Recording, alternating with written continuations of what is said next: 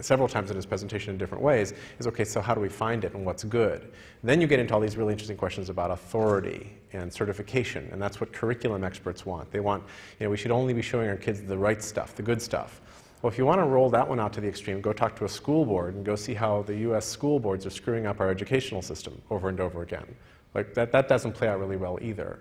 I'm a big fan of unschooling and deschooling, but I have no kids yet, so I have no track record that's actually doable. But I've met a few smart people who were unschooled and deschooled, and I've read a lot of stuff about it.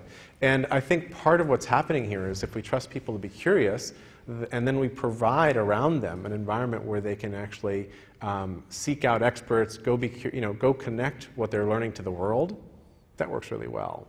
And I don't really care what the content is there. They'll find their way to the really good stuff in different times, at different moments. They're not going to find their way to the good stuff on the same day, which is what happens now with our curriculum.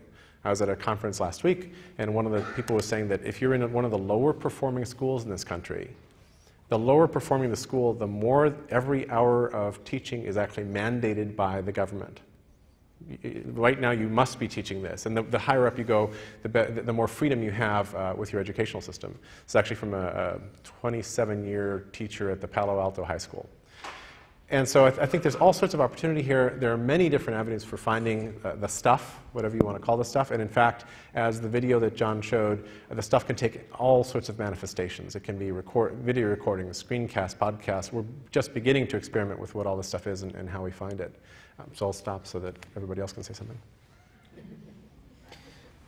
Yeah, so I think there's just such a huge opportunity, as you were saying, for middlemen and for good filters, and for the thing that we don't have a lot of, as the film was showing, is time. That's the thing that is scarce. We're really time poor.